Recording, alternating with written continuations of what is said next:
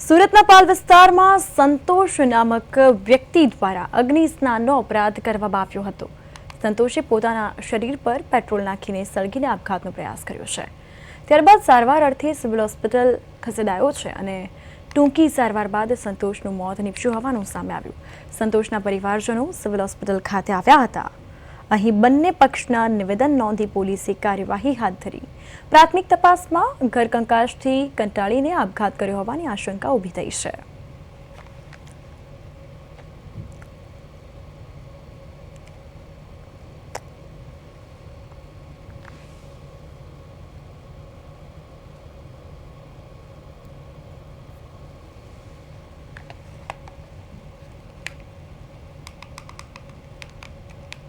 पैसा मांगता था, ये कारण कोरिया ने मारी પછી અમે ભાઈના ત્યાં જતા રહ્યા 15 દિવસથી ટોર્ચર જ કરે છે। આમ તેમ બધી વસ્તુ કઈ બી ધમકી આપે, કાં તો તમને લઈને મરીશ, એક જ વાત મેં તમે શાંતિથી રહો, અમને બી શાંતિથી રહેવા દો, તો નહીં માયના હું કંઈ કરી લઈશ, હું કંઈ કરી લઈશ। એટલે મેં ઘર પછી કમિશનર અરજી બી નાખેલી કે એમને કંઈ થાય તો ખોટો અમારી જિમ્મેદારી ને અમે એટલે ઘર છોડીને ચાલી આવ્યા।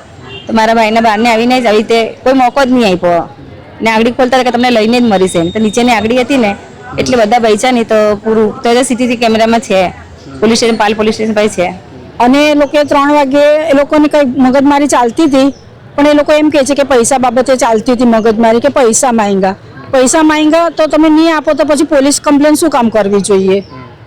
એટલે પેલાને એ લોકો આ મારો ભાઈ છે ને તો બહુ માફી માંગતો હતો એ લોકોની પાસે, બધા મોટા સમજાવવા માટે પણ ગયા હતા।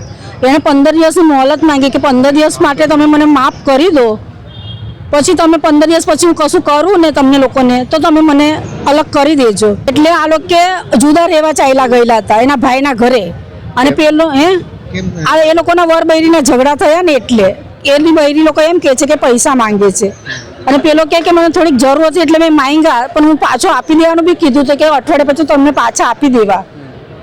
તે કે એ લોકો કોઈ પોલીસ કમ્પ્લેન કરી। આ બધું મારા ભાઈએ મને કીધું છે ને હું તમને કહું છું।